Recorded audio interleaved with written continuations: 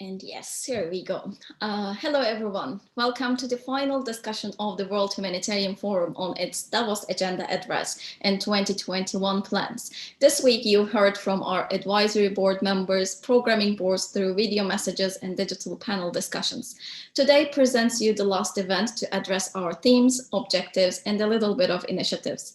I'm joined by the chairs of our programming boards, the chair of the academic board, the chair of our innovation fund, and the representative from our youth council. Not that they need, but I would like to start with short introductions about who they are. I would like to start with Barry Kolodgin, Deputy Chief Evaluator at EBRD and WHF Finance and Funding Programming Board Chair. Charlie Bronx, Vice President and Head of Strategic Partnerships, Marketing, Branding and Communications at Crown Agents Bank, and WHF Advisory Board Member and WHF Tech for Good Programming Board Chair. Diane Dane, Digital Health and Innovation Officer at WHO, WHF Advisory Board Member, and as you can understand, speaking about innovation, WHF's Innovation Fund Chair. And next one is Dr. Donald Donahue, Professor of Global Health at University of Maryland, WHF Medical and Health Programming Board Chair. Dr. Jon-Hans Koitzer, Team Leader of Online Learning and Education at UNITAR and WHF's International Development Programming Board Chair. Neil Rodriguez, Senior Director of Global Supply Chain Operations at International Rescue Committee and WHF Advisory Board Member and WHF's Supply Chain Management Programming Board Chair. Professor Randolph Kent, Visiting Professor at King's College London and WHF's Academic Board Chair. And lastly, Kenneth Kwok, Founder and CEO of Global Citizen Capital and WHF's Youth Council Member. The COVID-19 crisis and the political, economic, and social disruptions it has caused is fundamentally changing the conventional contexts. The inconsistencies, inadequacies, and inequalities, as well as contradictions of multiple systems from health to education, are more exposed than ever. As we enter a unique window of opportunity to shape the recovery, the priorities, and the future state of humanitarian aid and international development, WHF will offer insights to help inform all those shaping the state of humanitarian assistance, international development, global relations, and the priorities of societies. Every crisis brings a change, and every change brings a new paradigm or redefinition of it. In this unique challenge, we understood we cannot cope with this crisis alone, and we have to be collaborative. We have to think about our planet, we have to think about each other's well-being, and we have remembered collectivism rather than individualism. Hence, there is a need to redefine humanitarianism as it is the paradigm of the future and the most powerful tool to be able to build back better in this reset dialogue. So to start the discussion off with a general question to our panelists, how do you perceive the global reset? What exactly needs resetting in the humanitarian aid and international development system? Is it all about building back better? What are the short, mid, and long-term outcomes and objectives we should be looking into? I would like to start with Diane to address the first question, and I will pass the floor to other panelists after her. Thank you so much, Farai. And thank you for the kind introduction. I know I speak from all of us. We are so thrilled to be a part of the World Humanitarian Forum, and I'm going to just address that question through the paradigm of innovation. We're all living through this incredible time of fear, uncertainty, and doubt.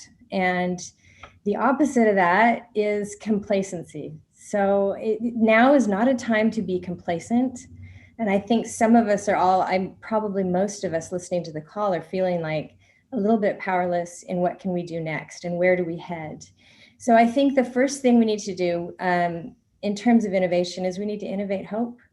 And I think that's what the forum is trying to discuss in terms of reinventing humanitarianism. We need to shift and look at it through a different paradigm. And in my opinion, that really ties into the youth, because the youth, they're digital natives. They're ones that don't have the history of some of us. We have the wisdom, but we don't always have the innovation moving forward. So I think the more that we partner with youth, the more that we envision a new future, we can innovate this sort of era of trust that is being fractured through this information pollution that we're living through. And I do see a great amount of hope that we're moving forward in a really positive way, and we can move forward. Thank you, Diane. Before I pass the floor to Kenneth as the youth representative we have from our youth council, I would like to leave the floor to Randolph. Thank you very much indeed. And I too am really thrilled to be here, and I'm very grateful to WHF for the opportunity. If I looked at global reset, let me just mention three areas. One is a conceptual, the other, if you like, is a question of the global organization, what you might call the different systems architecture. Let me just very briefly set what I feel is the overriding humanitarian issue. And that is, increasingly, we are going to move away from what I think has been a slightly patronized sense of empathy, one of mutual self-interest. And I think this will be a guiding principle more and more as the very nature of humanitarian crises or humanitarian threats become evident. I think that one of the other things that will be challenged is the presumption that is, if you like, been tolerated, perpetuated over the past, perhaps post-war period, but it's certainly from the 80s to the present. And that is this idea that ultimately the North is resilient and the South is vulnerable. That no longer is the case if you take a look at growing poverty in these North countries. That if you take a look at the spillover of the whole question of crisis drivers, that too will have to change and will change. Secondly, let me just very briefly mention that the organization of the future really will have to be far more anticipatory, getting decision makers out of their comfort zones. Organizations will have to be far more adaptive. And when it comes to innovation, and I really appreciate the last remarks, innovation is not a question of starting with a problem. Innovation is going out and looking well beyond the problem. What might be out there that is valuable? Then finally, in that case, collaboration. It's no longer a humanitarian sector. It is those who have humanitarian roles and responsibilities. And that will be from the private sector to social networking and on, as well as those who perhaps are good at delivery and needs assessment. And then finally, a different systems architecture will be required, that we will have to have systems that transcend the global, and in that sense, transcend any specific sector and be far more multi-sectoral with a greater set of vision than we have today. Thank you. Thank you so much, Randolph. Great insights. And over to you, Kenneth, taking the importance of youth from Diane. And I think you have more to address on this issue. Well, thank you so much, Faraye. My name is Kenneth. My pronouns are he, him, and his. And I am a youth representative. Shh, don't tell anyone. I always make the joke that I am the oldest member of the youth council. And sometimes, a little bit of experience never hurts. So before I start, I just, again, want to emphasize that for everyone listening on this call, remember, your strength and your success is our communal success. I think one of the things I learned throughout Davos Agenda Week, which I have been very honored to have a role in, is that multi-stakeholder capitalism needs to be youth-driven. Why do I say that? It's not referencing just the fact that X trillions of dollars of wealth is going to head over to the next generation, but if we actually believe in international development and humanitarian aid that is inclusive, that looks after the marginalized, that essentially embraces technology and innovation for the better, it means we have to leave a better world for our next generation. It really comes down to this. And we have the principle that I live by, which is by youth, with youth, and for youth, which is where I pretend I'm a 16-year-old and say, I looked at this question. How am I going to approach it as a 16-year-old? And sometimes if you have this mindset, the answers coming out may even shock you. And, again, I'm very privileged to have spoken at the panel on accelerating grassroots innovation just yesterday as part of the Davos agenda. And of all the questions that were asked, the number one question was really, how can youth be more engaged? And this is where, frankly, I give credit to you, Faraya, and the entire World Humanitarian Forum team, because having a youth voice recognized at each of the programming board, it sounds logical and super cool, by the way. Thank you so much. Why can't more organizations embrace this? So you're definitely leading by example, and I want to congratulate you. And just one last thing, the role of technology in advancing, social justice, diversity, and inclusion.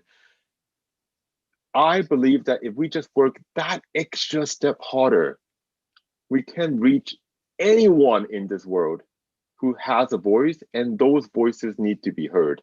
We're talking about promoting of gender parity, LGBTI equality, disabilities inclusion, racial justice, and more, because no one, absolutely no one, should be left behind as we reset and rebuild towards resilience and trust. Thank you so much. Thank you, Kenneth, for your words. It is really encouraging. And I would like to pass the floor to Donald. Over to you. Thank you. I too am honored to be with such an esteemed group and this forum. Also daunted having to follow the youth presentation that happened. I believe I'm the chair of the Medical and Health Programming Board, and it's long been recognized in health that external factors impact health, the determinants of health. Over the past year, we've seen that health also impacts external factors. And this is, as what the coronavirus pandemic has done is it's underscored all of the issues that were just spoken to, access, equity, gender disparities. And it just underscores the fact that there's still much work to be done. There's need for innovation. I said, as a species, we innovate well. What we tend to fall short on is the dissemination of that innovation, getting it to where it needs to be. And I think it's important to recognize that this is, in preparation for this, I was listening to a historian from the Economic Forum, and I've seen the predictions of a V-shaped recovery where we've gone down and we're going to go up again, and that's just not true. We may never be beyond COVID-19. SARS-CoV-2 may become like the flu or HIV with us forever. The recovery is going to be slow. So, working on that, what we're faced with globally, in my opinion, is sort of like rebuilding a house following a fire, except that the building is still on fire. So the ability to drift back toward more internationalism, away from nationalism, self-interest, better distribution of vaccines, better sharing of information. So instead of responding to outbreaks, we can actually prevent them. I think that's the roadmap, and that's the daunting challenge that we face, globally. Thank you, Donald. As you all know, we have intergenerational approach at WHF, and we value the importance of experience. So that's why we have this, as also Kenneth has mentioned, experience is important. Charlie, I would like to leave the floor to you. Thank you, Farai, and I echo the comments from my fellow board members. It's an absolute privilege to be here. And your question, Farai, I love the questions that you put to us. They're so thought-provoking. And in considering the global reset and what needs resetting in the humanitarian and international development system, I was going to write an essay on it. There was so much to change, but I think there's three things that really hit home for me, and that is that, and this is a conversation that we've had ourselves as a group, so nothing here will be new, but it's that organizations and institutions need to be, less agile ones need to be more relevant. They need to evolve, and they're not evolving at the moment. One or two might do, and they are going to be the big winners in this. In the short term, we're moving as quickly, as there has ever been with the adoption of more technology. Look at what the impact of COVID and how we're all using different communication systems online. We're on Zoom. We probably wouldn't have used it anything like the amount we do now. And most people have access to the news. They're looking at the COVID, they're looking at the news reports. They're using their smartphones, but there's a forced adoption.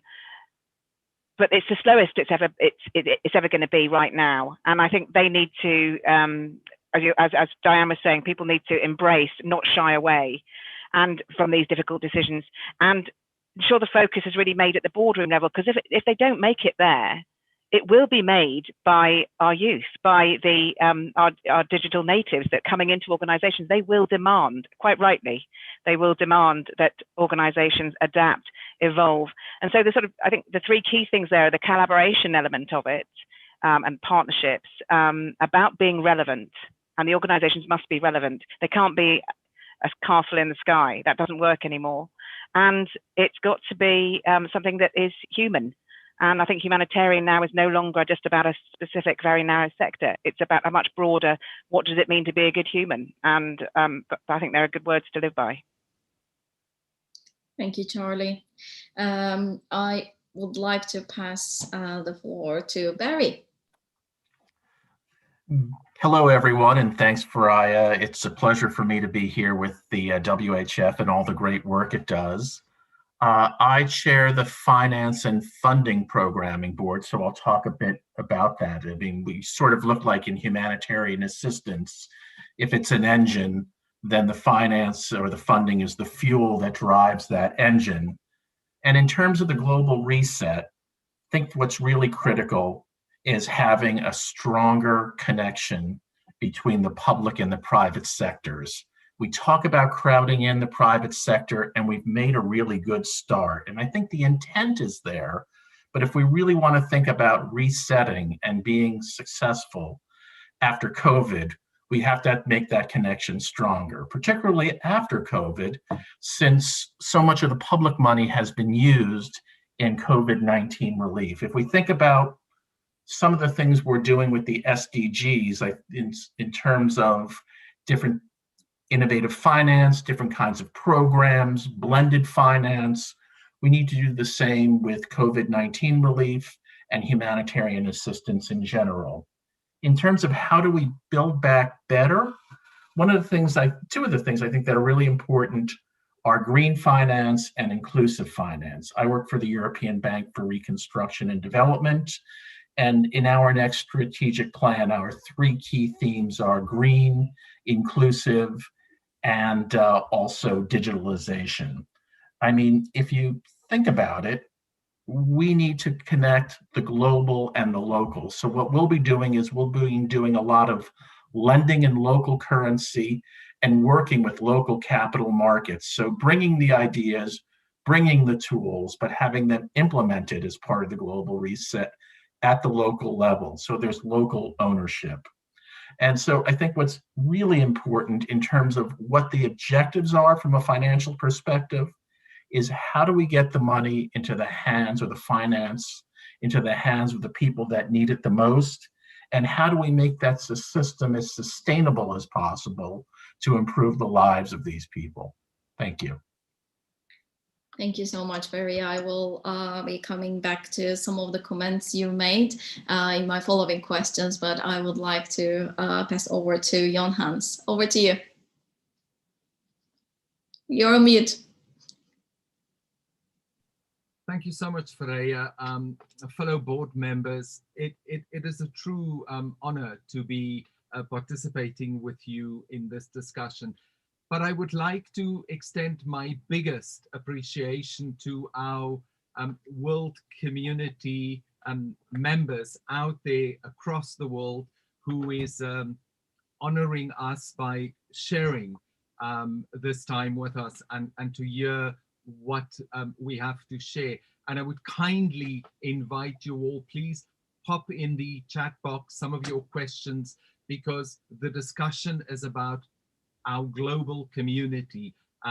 So Freya, allow me as the chair of the International Development Programming Board to go straight to the point and to say our ambition and what we would like with the member institutions to contribute to this global reset dialogue is very often the mismatch between the idealized goals and the objectives with the implementation of the Sustainable Development Goals. But rather what we would hope to contribute is to focus on the reality of the complexities of the different communities in their local context. Our central aim is to prevent the misalignment between the intention and the idealized ambitions, and really for us to focus on creating a true, sincere and honest understanding of the implementation of the SDGs in context of our communities. And this means including creating a deep appreciation of the complexities of each of the contexts in the spirit of creating and delivering value based on true partnerships. And it's about the specificities of the low and the low middle income context. And I would just like to bounce back to Kenneth, because he cannot escape. Kenneth, I fully join you in saying it is about partnership. It's about value creation, but more importantly, it's about trust. And most importantly, leaving no one behind. Thank you, Freya. Thank you so much, Jon Hans. Before I pass on to Neil, Kenneth, do you have any further comments to make on Jon Hans's comments? No, as I said, intergenerational, multi-stakeholder, diverse and inclusive. What more can you ask for when it comes to the World Humanitarian Forum leading the way in changing how partnerships are made? Thank you. Thank you so much. Yes, this is what we are trying to do, really transform and shape the future for a better tomorrow through cross-sector partnerships. Yes, lastly, over to you, Neil. Yeah, thanks, Farai, and great to be here as well. Always a hard act to follow such distinguished panelists as my fellow board members are. I represent the Supply Chain Management Programming Board, and just feeding off on one of Barry's comments about how finance is the fuel. Well, supply chain is a large part of the engine that drives humanitarianism and international development. So this year has been, I would say, one of the most roller coaster rides and a complete, what do you call it, a showcase of how important supply chains are and just how fragile they've become over the years, because we've got so used to outsourcing everything, right? So COVID, in a way, forced us to localize once again, with all those attendant benefits of reduced carbon footprints, more money being spent in local economies. And we saw a lot of innovation taking place as well, led by a lot of our digital entrepreneurs who set up industries and services very quickly in local economies, in the local countries where we do a lot of our work, because there was no option of importing stuff or getting experts in to come and do the work. So what this has shown us is that it can be done. The reset can very much happen. It's up to all of us to really challenge the old paradigms that we've all got so used to. And depending on how the pandemic plays out, if life returns to normal that it was before in terms of travel, in terms of access, etc., we shouldn't just slip back into the old ways, but we should really look at the lessons learned from this year. I'm going to focus largely on the supply chain impact, the value creation, and how digitalization and the youth are big drivers of the changes that we see coming. But, like Charlie said, we could write essays on this. Supply chains have seen dramatic upheavals through this year, whether it's in public health, which we all do a lot of work in, but also in much more mundane goods and services as well. So yeah, looking forward to a great discussion today, and as we go ahead over the course of the year within the World Humanitarian Forum, really looking at many of these topics in a great amount of detail from a supply chain lens within our supply chain programming board. Thank you. Thank you so much, Neil. And thank you all for the great start. Now I would like to tap into a little bit of our redefinition of humanitarianism, as I mentioned on the initial address that I had. And as I mentioned, every crisis leading to change brings or rises a paradigm. And in this era, as WHF, we believe in the fact that we need the redefinition of humanitarianism as part of this global reset dialogue. And this humanitarianism movement will be the rising star of the future. We have been, as WHF, concentrating on the transition from aid to development for a while now, since we have launched. We are promoting, as I mentioned just recently, cross-sector partnerships as well to just change and make that shift. So from that point of view, what is your definition of the new form of humanitarianism? I would like to start with Randolph, if I may. Thank you very much. I'm starting off with the easy question, am I? Let me just say that I think the new form of humanitarianism, and it depends on how far you want to extend this, but I think there are two or three things in a global context that one has to be very sensitive to.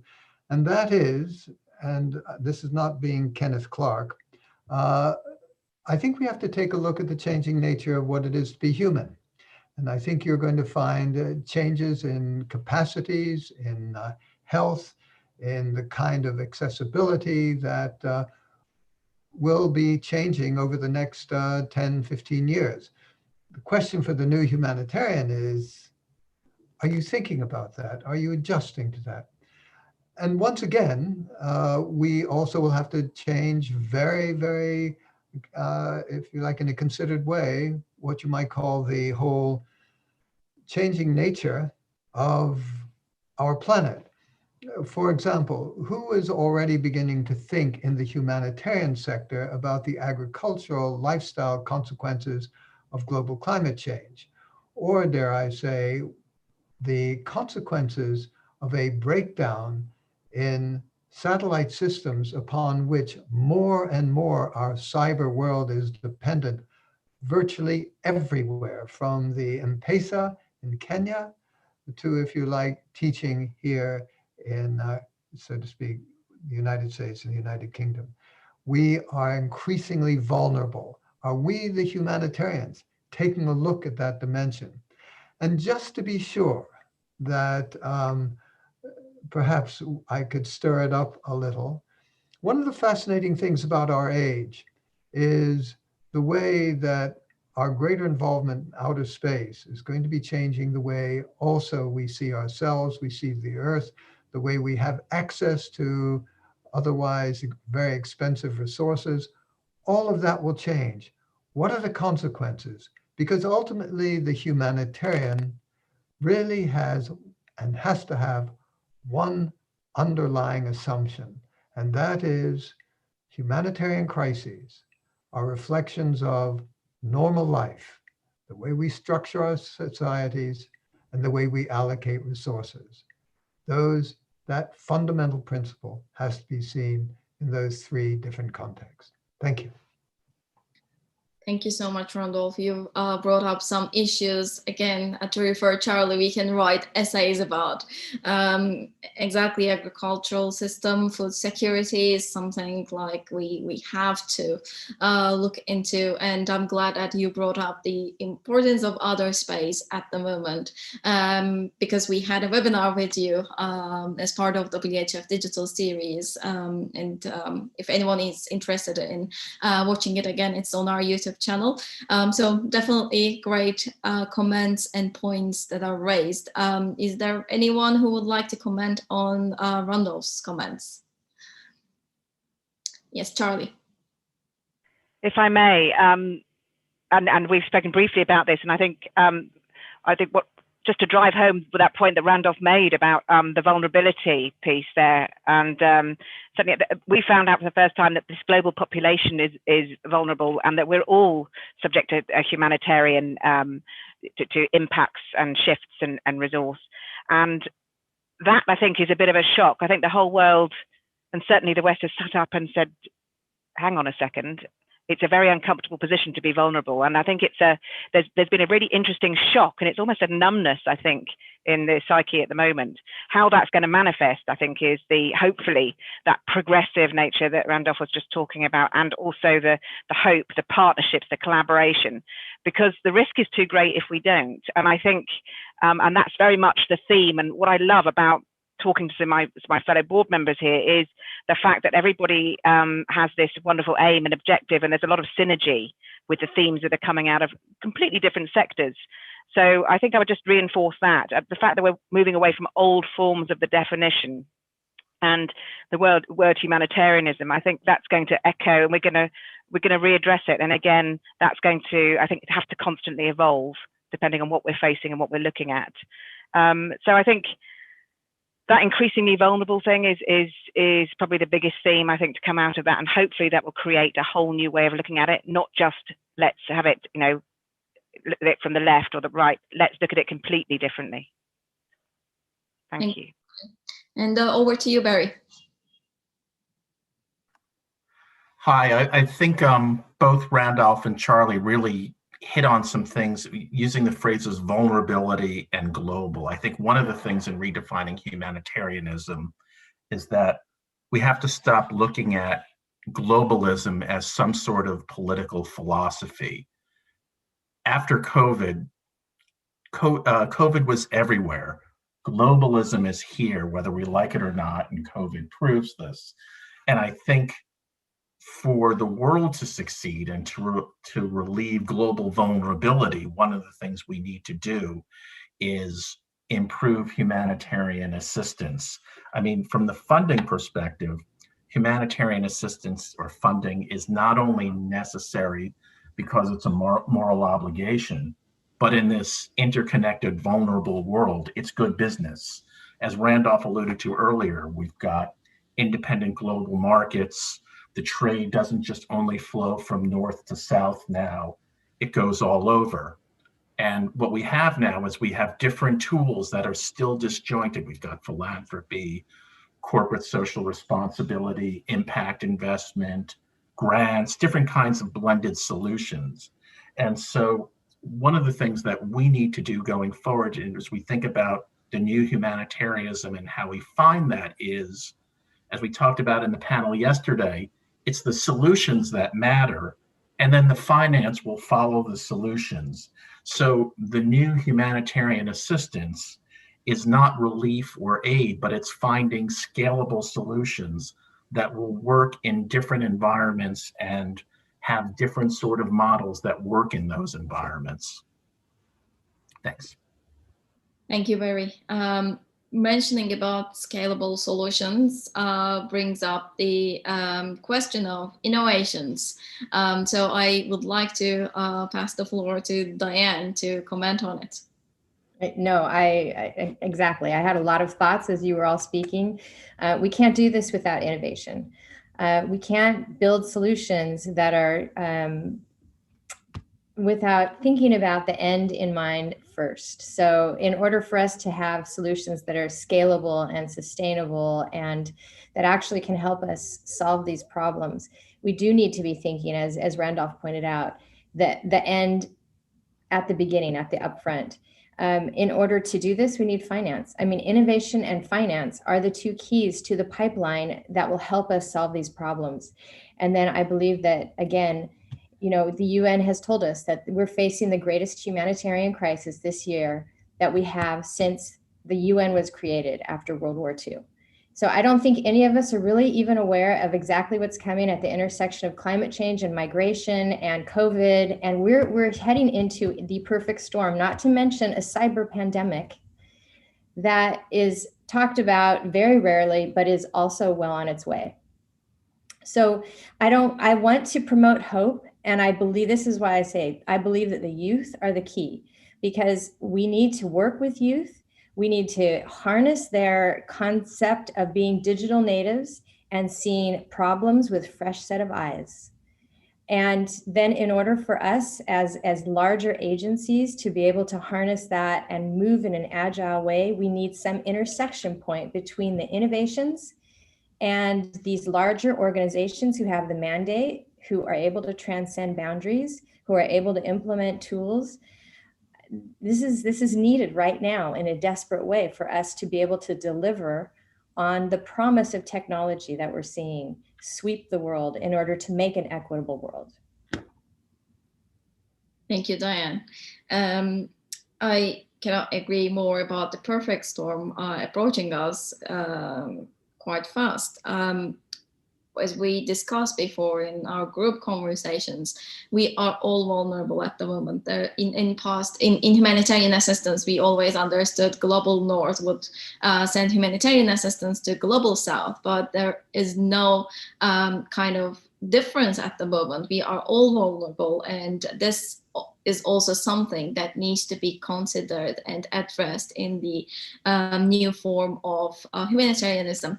Jon Hans, you raised your hand, and over to you. Thank you so much, Freya. I'd like to build on what Diane was just saying in terms of innovation, because we all agree that how some of the global structures and regulations have been constructed leaves the low and the low income countries at a distinct disadvantage. And I cannot but not mention what we see, the access to vaccinations when you look at the continent of Africa, complete disparity. So I think if we're going to start talking about new form of humanitarianism, we need to look at the Triple Nexus, because it's not just about the what happens before, what during, but as Diane was saying, the consequences. And that Triple Nexus needs to look at how the intersectionality of development cooperation on a global scale, humanitarian aid, not in terms of just providing short-term solutions, but ultimately creates peace-building initiatives to work towards cultures of peace. And it needs to loop back to what I call this misalignment of idealized goals of the Western perspective and how we continue to define humanitarianism. We need to absolutely, as Rudolf said, and here the youth is leading us, because they keep on reminding us who are a bit gray around the temples to say, we don't need your guidance. We need you to partner with us so that we can find solutions now. It is rather urgent. And I thank both Rudolf and Diane for their very valuable perspectives. Thank you. Thank you, Jon Hans. I would like to pass over to Donald, as we have spoken about vaccination, and as the chair of the Medical and Health Programming Board, I think he will have some comments on it. And later on, finally, I will pass on to Kenneth. We have spoken too much about youth, and I think you will have a lot to say about these comments, Kenneth. Yes, over to you, Don. Thank you. One of the joys of this process and this group is that there's so much overlap between what's been said. And I think I was thinking earlier as Charlie was talking, there's a grass vulnerability, and the vulnerability derives in part from complacency. That's not going to happen here. And I think if we look at recent history, none of this should be a surprise. Their diseases are expanding all over the world. We've had SARS, we've had MERS, we had H1N1. So a pandemic should not be a surprise. And in fact, the next pandemic is likely to be worse. There's a lack of collaboration. I believe that, and clearly this is the case in vaccine development and even more so in vaccine distribution.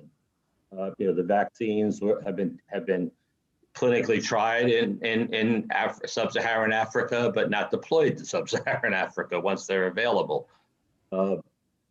We tend to, I think it was Diane who said, we have a global perspective, but I believe the global perspective tends to be through localized eyes. We want to see what we feel is valuable rather than understanding the ground truth in at the local place. Financing, definitely, that's one of the things challenging the distribution of COVID-19 vaccine. Innovation, in preparation for this, I mentioned the ability to ship vaccine in a self-contained refrigerated container has existed for 2 decades, but yet it's not available. It's not widely deployed. To me, that's a fundamental collective failure of will, that we have the ability to save lives and protect people, and yet for whatever reason we don't. So I think weaknesses in the supply chain, enhancing equity, COVAX and Gavi, places, programs like that push these vaccines out to where they need to be, and where they need to be is everywhere. If even if the more affluent nations, we could immunize everybody in the north, which isn't going to happen, as long as the virus continues to circulate, it will continue to morph, to modify, and it will continue to be a danger to humans. So I think better collaboration, better trust is absolutely something we need to move on. And thank you, Don. As we all can see, there is a very interconnected nature across WHF's themes and programming boards that we have. Neil, I'm going to come back to you about the supply chain and how we are going to operate this. But before I come to you, I would like to leave the floor to Kenneth. I'll keep this short because I am almost writing essays as I'm listening to all amazing panelists and for me, it all comes down to education. I mean, one thing which I loved and frankly had the honor to learn more about is this new community called Uplink at the forum, where for the first time, the World Economic Forum has a platform that's open for everyone. It's 50 years now in its amazing history. And for the first time, anyone, as long as you have a will to contribute, you can join this platform, you can join this community. Youth are great, don't get me wrong. I work with youth every day. I would like to think I'm still young at heart. But ideas are just ideas. One idea, the probability of actually turning into something actionable, tangible. I'm not talking about saving the world, just making your immediate family and friends better. That idea takes a lot of work. And this is why I'm so excited, not plugging Diane's Innovation Fund, which I'm also part of, thank you very much. But, but I think it is so important that we have experts that actually come to the table and guide youth how to take the ideation into something more meaningful and impactful. And the last thing I want to say is, think about this. I have so many friends, frankly, have MBAs, PhDs, masters, and they look at it as a piece of paper. What can I use this piece of paper to help avert the next pandemic? We all look at each other like, I guess it's time for education to be overhauled as well. Because if there's a chance through digitalization that no matter what, if you have one spare second in your day that you want to use to create a better world, and somehow we can capture all these seconds of 1 billion youth, we have a chance. And Diane, I'm waiting for the Innovation Fund to solve this problem. Thank you so much. I don't want to disclose too much information at the moment, but we have so much exciting news coming on the Innovation Fund and a platform that is going to bring all together parties. And I know World Economic Forum's Uplink platform, it's a very good initiative, and we are very supportive of that as well. And yes, Neil, supply chain management, probably it's the biggest question at the moment we have been facing about the vaccine distribution. And where do you think supply chain management will stand in this new form of humanitarianism? Yep, great question, Farai, and yeah, really, supply chain is the glue that holds everything together. Well, I'll touch upon one of our sister events at the World Humanitarian Forum, which is very, for me, I've always liked the name Aid and Trade, because too often aid has been perceived as being about handouts and not about choice. Whereas really the most effective form of aid, as we know, is when it's linked to business, when it's linked to empowering local economies to produce for themselves. There's been a lot of efforts along the years in that direction, but just like with the technology that exists for cold chain distribution, there's never really been enough of a collective will to make it stick, to make it really happen. This decade, I think, is going to be the decade that changes that. It's really going to be a decisive decade where we will much more turn to working with local communities in partnership with them and give them a lot more authority, power, and choices than ever before. The key to making this work will again be contextualization. We can't apply global templates beyond a point to the countries we work in. They are all so different, even countries which are neighboring to each other, which we assume are within a region. But there's so much difference in the way they do business, in the way they live, in the way they consume as well. So to cut the long story short, this is going to be the decade of change, which is going to be locally led and business and trade driven humanitarianism in the future. Thank you so much, Neil. Great comments, and thanks for bringing up aid and trade. It's one of the key arms of World Humanitarian Forum, where we bring together aid and trade, as you can understand from its name. And it is very important. That's why we have been saying, like, we are promoting cross-sector partnerships, but aid and trade is the arm where that partnerships are taking off and taking place. Thank you so much.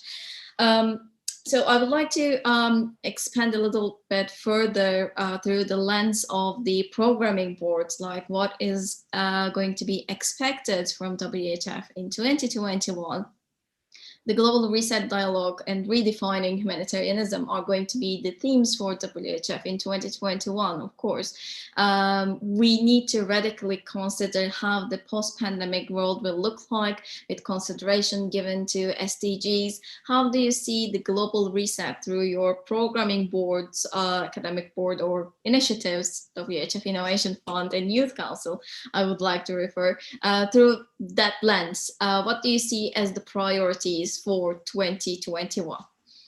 Who would like to start first? Yes, Kenneth. I only want to start first because I know there's just so much more intelligence out there, and I just want to get the first word in. Well, again, thank you so much for having the youth voice in this very important Davos agenda, 3-day so-called ideation incubation period.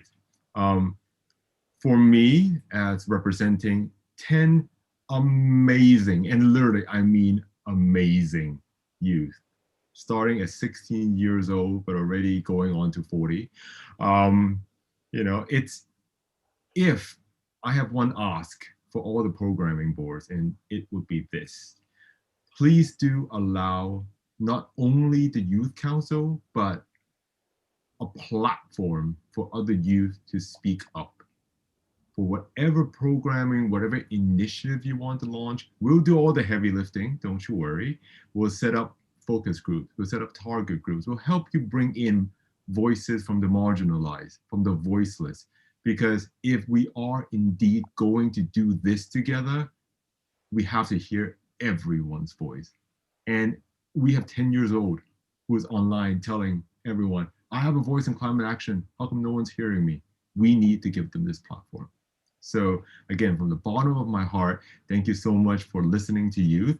Yes, sometimes not all our ideas are great. We are naive. We assume silly things. And with your guidance, hopefully we'll be better. So thank you for that as well. Thank you so much, Kenneth. I would like to mention here, of course, our Youth Council. All of you are just amazing, and thanks for being part of this journey. We really do appreciate your thoughts, suggestions, and contributions. Everything you bring up is very valuable. I would like to mention just two things here. Number one is the Young Changemaker Award. We will be getting the nominations from our Youth Council, and we will name one young changemaker this year as part of WHF London 2021 in May. And also we have, again, something coming out of Youth Council. We have a 30 under 30 initiative now that is going to be launched in May. And again, our Youth Council will be selecting those 30 names to be addressed, and we will be welcoming those names, those young leaders in our WHF event in New York alongside with United Nations General Assembly. So hopefully we will be able to meet physically as well in September, and I'm looking forward to it. Thank you for all the contributions. Without you, really, we wouldn't been able to come so far. Yes, Jon Hans, you were raising your hand, so I would like to pass the floor to you. Thank you very much, Freya. Just in terms of the International Development Programming Board, a couple of the key objectives that we will be focusing on, and allow me just, I'm going to share with you literally in a couple of broad brushstrokes. So really at the heart is education. Both technical and vocational education, because we firmly believe that education needs to lead to an economic ecosystem of independence, because dignity and financial independence comes with access to sustainable livelihoods. So that is fundamentally important. Then there is also the access to education, primary and higher education. And this is where the United Nations Institute for Training and Research makes available, through our partnership with the World Humanitarian Forum, a number of free open online courses which looks at different questions in the development, humanitarian, and peace nexus. But then also we will integrate a number of initiatives in terms of gender parity, gender inclusiveness, and also looking at how we can engage more effectively in creating standards and guidelines under the brand of the different member associations that will be published by the World Humanitarian Forum, really to help to change the evidence. When we look at education globally, 1% of the GDP continues to be invested to education. As we go through this global crisis, we still hear debates about is online trusted? Is online the best? Ladies and gentlemen, there is sufficient research, quantitative data out there to show that for communities who do not have access to education, a simple mobile device, 98% of the majority of the population in Africa, as an example, have access to a mobile device. And I come back to what Diane was saying. Let's use innovation. Let's use those technologies that are out there to amplify education, to ensure sustainable livelihoods. Thank you. Thank you so much, Jan-Hans. Education is, of course, one of the key pillars of World Humanitarian Forum, and we have to address the issues around education in emergencies, as you have mentioned, training and vocational education. There's so many aspects that we need to look into and really take action around that. And we are really pleased to be partnering with UNITAR on this occasion and on learning courses that you have provided WHF community free of charge. We really do appreciate that, and more will follow. This can be our promise to our community. Yes, Randall. I think that perhaps just following on from that, because I think these were very insightful comments. Unfortunately, most of them took away my comments from the academic advisory board. But let me just make a couple of additions to the previously excellent remarks. One is that, you know, the academic community, in the sense, has always prided itself on the kind of individualism, and that sense that ultimately it's because of my intellect and because of my interest that perhaps I don't need to be part of a wider community on a consistent basis. I think the academic community now, as it looks to the future, has to realize that together with the natural sciences and the social sciences, in a coherent way, one really does have to try and influence decision makers about vulnerability. And that's why I would love to have a far greater constructive commitment by a wider academic community to become part of a global architecture that does really monitor and then perhaps even find ways to mitigate potential humanitarian threats. And I think the point about, and I love the idea just looking at the mobile phone, I think the amount of resources that are there to change the very nature of quote unquote education. What is academic? There's so many tools to do that. And I think we also have to take a look at what we mean by education. What is knowledge that, if you like, one has to learn? And so I think that is a very, very good, very fundamental point.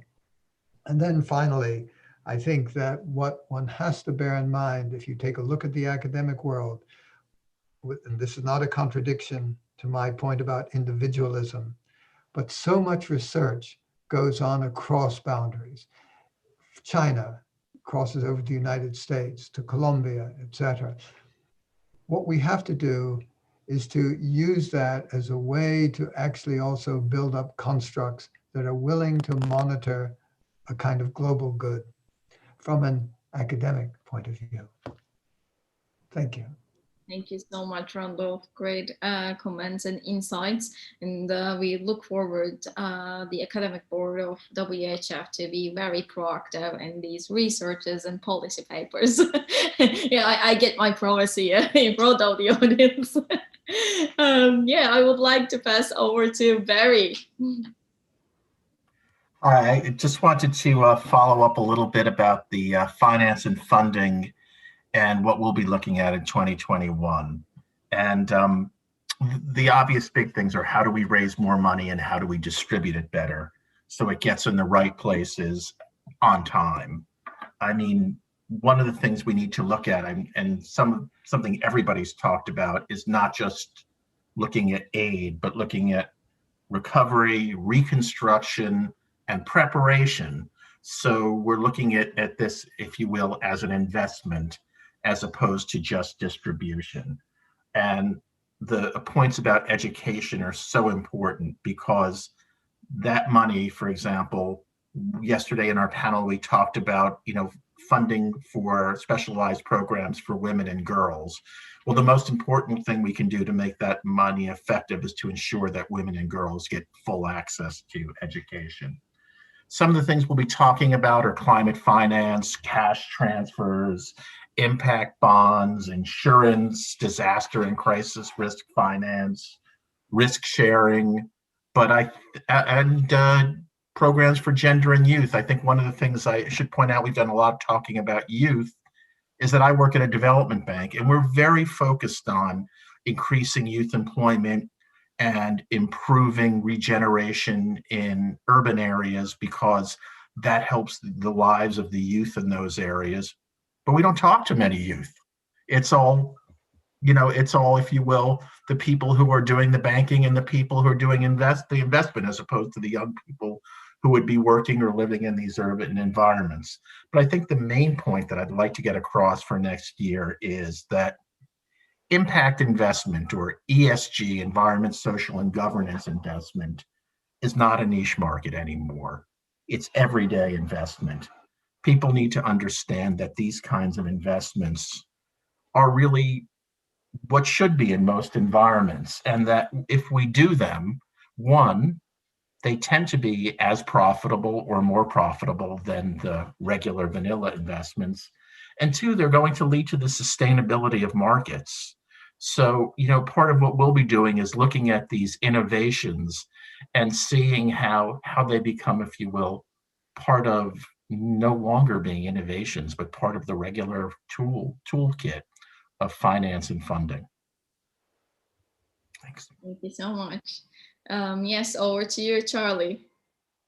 Hi, thank you. And actually, quite a bit of what I was going to say has been said, but there's a few things from the Tech for Good board that I'd love to share. And I'm sharing a remarkable talent of really on the Tech for Good board, individuals that are really doing stuff, in refugee camps with AI for Good, and they're brilliant at challenging and looking at things differently in their own fields. The results and impacts really defying normal parameters, and they're changing things, so they're not being restricted by the old sort of parameters that we would have to work by, which is, I think, where we're going to get the change. And I certainly think that's being seen by the challenges and the concerns we've got around our future digital world with the internet, for example. And one of the things that we're looking at is a standardization. How is that going to work? Because if it's not addressed, it's going to be chaos. If we don't have a standardization that we can work with, it's going to have an impact on supply chains, on communications, on everything that we touch. And unless we can get the countries and communities to work together to develop that standardization, and also the ethical AI components to that as well, because they are two separate things. If we're going to have it coexist and work together, we're really coming to a critical point. So I think that's something that we're all very passionate about, because you can find, I think, nearly 100 on one of them in terms of different standards that you might look at. So also on our board are people like Bernard Quach, who's the head of the UN World Food Programme, who've just been the recipients of a Nobel Peace Prize. So, and that's about their innovation accelerator, which is just remarkable. Also, we've got Elizabeth Noroji, who's at Christian Aid and has actually developed her own chatbot because she needed that technology. They didn't have it there, so she started doing that herself. And she was even saying yesterday about the need to have partnerships, and all of that's come through. And one of the things that's come through from every board member has been the need for partnerships, need for collaboration. And that partner doesn't have to be a big FTSE 100 or whatever company. It can be the person who's next door. It can be the person opposite. It can be a friend. It can be a competitor. There are ways of collaborating. It can be partnering with one of Ken's team to be able to say, right, I need some innovation here. Help me. I need to find a solution. So a bit of that. And also, I think, just to finish on our themes, we're really looking at how we work across the boards a lot better, because we can't do one thing without the other. Everything uses tech, but also everything requires money these days, just about, and everything. So we're all interconnected, and we're going to be looking at things from transforming humanitarian aid through drone technology, satellite technologies, leaving no one behind in ed tech. So we've got some remarkable themes to address this year, but I think it really does warrant a discussion about certainly how we define collectively some of these standardizations. So that's it from me. Thank you so much, Charlie. Yes, over to you, Diane. So I love everything that has been said here today. And I want to focus this year on impact. And impact is a collection of everything that you have just all so beautifully and eloquently touched upon. Our youth not only need our resources, but they also need our connections. That's the one thing we've had a lifetime to build, many of us on this panel. A lifetime of connections, that's what they don't have. It's human resources, it's also monetary resources. It's also connections to our experience and wisdom in the field. Many of us have spent decades in the field. And so this is really becomes a collaborative effort. And in order for us to have impact, we need to collectively work together. Second of all, as a system, I think that that's been touched upon, but in terms of public-private partnerships, we need to work as a system. And this year, for the first time, actually, we have seen how we have a common enemy in COVID. And we can, like as Charlie touched upon, have pro-competitive partnerships. We're seeing that for the very first time.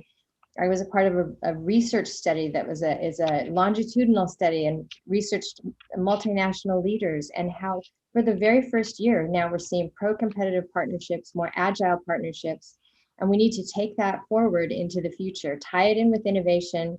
I have a lot of hope that the forum is actually a place where we can bring all these things together in a really beautiful way, just as we're discussing here, and weaving it together. Hopefully in our innovation fund and innovation platform, we can start to drive change and actually save lives, which at WHO, our innovation team very much focused on saving lives. What's the most important? How fast can we deliver vaccine delivery, equitable vaccine delivery, also oxygen we touched upon. We didn't even touch upon it. We touched upon it on the panel yesterday, but that's another critical juncture that we're actually accelerating and working on very quickly. So we have massive issues to address. And the only way we can do it is by being agile and touching upon all of these subjects in a cohesive, connected, systematic way. Thank you, Diane. Yes, impact is, I think, one of the key words for 2021 and beyond. We, as you all know, we are looking into different ways how we are going to increase that impact through partnerships. As Charlie has mentioned, sometimes it might be really Fortune 500 companies, sometimes it might be just individuals, sometimes it's just family offices and philanthropic organizations. We have seen the great impact that a philanthropic organization can make, really. Bill and Melinda Gates Foundation represents a fantastic example. Really what we are trying to do is to engage more people on this philanthropic work from a WHF point of view. I would like to pass the floor to Neil to explain us a little bit further on the Supply Chain Management Programming Board and what is going to happen there. Yes, a lot of cross-cutting work with many of the other programming boards, of course, because supply chain doesn't work in isolation. So we do have this year a lot of topics planned around the cold chain storage and distribution for the vaccines, particularly focusing on last mile logistics and humanitarian staff movements as well. The impact on medical supply from the NGO's perspective. Then we will be looking quite closely at localization and the economic and social impacts and sustainable supply chains and holistic sourcing as well. And then finally, we have a focus on green supply chain management this year. We'll be looking at how can we promote behavioral change to make greener supply chains a sustainable reality. So there's a lot going on in the supply chain board. But as I said, it's very closely linked with a lot of the other boards' work as well. So really looking forward to exploring together how we can make those linkages more effective for greater impact. That's fantastic. Thank you, Neil. And lastly, over to you, Don. I'm going to start off by saying what everybody else has said. In the Medical and Health Board, what we've been doing and will continue to do is, we have, like all of the boards, we have a wonderful panel of highly impassioned, very focused experts. And part of what we've been working on is integrating those those individual perspectives, sharing best practices, sharing experiences, and really getting a more holistic, a more humanistic perspective. That extends, as Neil just said, and others, that extends to working with all the other programming boards. I was exciting, every supply chain, innovation, technology, financing, all of those impact our work. And going back to the very beginning of this section, we're also very much interested in education. And I think not only education for lack of better terminology, for the masses, but education for leadership, for national leadership, for NGO leadership, for international organizations. Just that, I am a professor, and I'll go back to Randolph's question. Yes, absolutely. There's this, I'm the expert, I know everything. And yet every single class I teach, I learn something from the students, and I cherish that. So, having that exchange and having that interaction across between professional communities, between national communities, and between discipline focuses, those are the things that'll foster innovation, that'll produce solutions, and it'll allow us to move forward. Thank you, Don. As we are coming close to the end of the session, I would like to address just one question from the audience. I picked that up, sorry. We don't have much time to ask all the questions that we have been sent. Thank you so much to our audience. But what is the biggest change to the humanitarian sector, humanitarian and international development sector, that each of the panelists would like to see in the next 5 years? This is the question. And who would like to start first? Anyone? Charlie, see you there. Absolutely, why not? Thank you. And I'm sorry we haven't got to all of the audience questions, but I think embracing change, really seeing fantastic and accelerated and real-time change in the big organizations. Now, this isn't a new idea. This is something that I think we've talked about before for I and Diane, with multilaterals changing, but dynamically, not just saying we're going to do it next year or it's going to be on the agenda in 2030. We need it to happen now. And we need to sort of break through that bureaucracy, really, in terms of structures. And we need to see that. I'd love to see in the next 5 years them being dynamic, embracing tech, being digital, having a digital conversation with it, and organizations being able to then plug into private sector, but have that seamless collaboration across communities, cross countries, cross organizations, where we can actually address shocks like COVID, where we can address space, where we can address everything is possible. But it does require us to all have that mindset. And I think all of us have got a duty to make sure that happens. So I think embracing tech and AI to solve problems, collaborating, listening, and making the tough decisions to stay relevant. And staying relevant and being relevant is critical, crucial, and definitely a passion, I think, from the Tech for Good programming board, and something that we're going to drive with our other board members.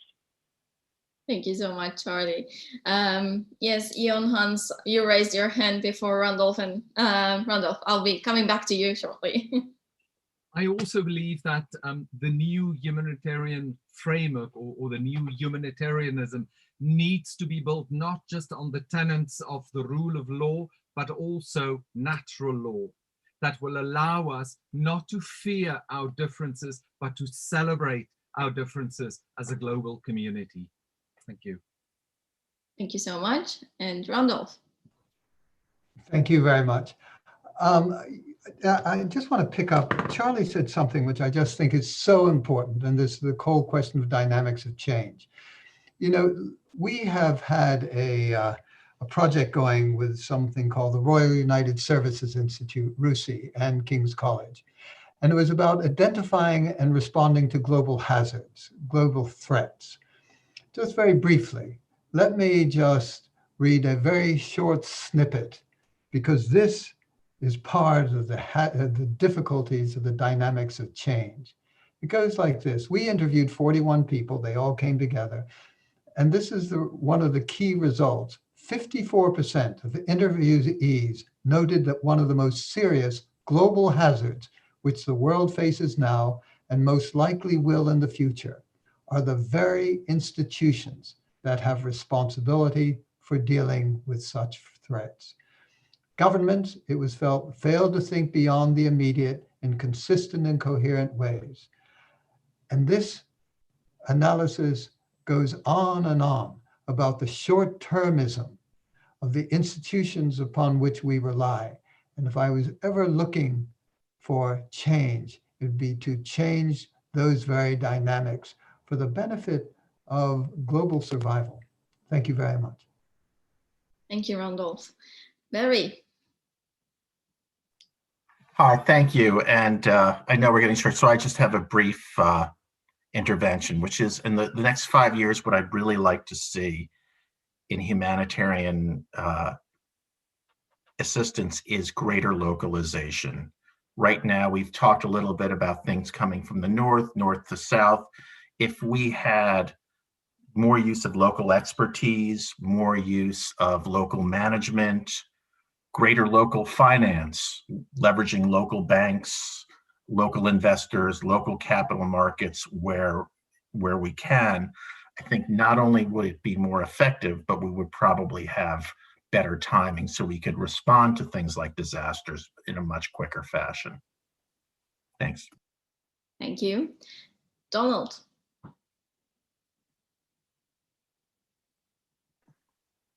Working with the mute button. I would like to say, particularly in the health realm, increased trust and increased communication. Disease, no geographic or political borders. And in every nation, not every nation, but in many nations, there's a political overlay, there's an economic overlay, and we can't ignore those things. But unless we get better at sharing information and understanding the threats that are out there, we're never going to effectively prevent them or counter them. So and that includes maybe a more vigorous and more agile World Health Organization and other connections that everybody else has talked about here. So information can flow more freely, but can be vetted and then used to good purpose. Thank you. Diane. Well, I echo what everyone else says, and I guess in 5 years, what I would hope for is that we have a systematic delivery for solutions. We have a combination of innovation, technology, social innovation, and actually a connected system to actually deliver it to the people that are in need so that we can save lives. And I think that's a big ask, but I think also that we've now been in a snow globe where we've been shaken up and all rules are off. And I think that we need a new way to restructure, a new paradigm shift in how we deliver humanitarian assistance and how we view this, because I believe we can learn more and it can be a system of beneficial for north to south and south to north and everything in between. So it's a new day and I'm looking at it through that paradigm, and that's what I hope for. Thank you. And Kenneth, over to you. 3 words: no more egos. Let's put them all down and get to action. Thank you. Great call to action, Kenneth. I would like to thank all of our chairs and representatives today, as well as our audience. As we call it, 2021 is the year of hope, the year for the rise of humanitarianism, and of course in the new format and definition as we've discussed. World Humanitarian Forum is proud to be the largest, most inclusive, independent and non-partisan forum in humanitarian aid and international development. We bring together decision makers and opinion formers in the public, private and non-profit sectors, as well as the next generation of partnership builders. Through WHF's global convenings, which are in London, New York and Davos, as you all know, we advance critical global discussions and transform conversations into action, as well as provide a powerful forum to catalyze collaboration through shared value approaches and social impact objectives.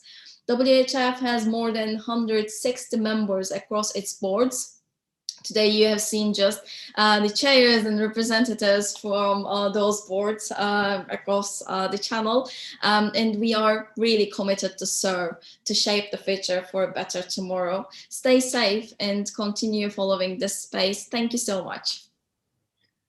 Thank you, everyone. Stay safe. Bye. Thank you, Farai. Bye. Thanks. Bye-bye, everybody. Thank you, everyone. Stay safe. Thank you, Freya. Thank you.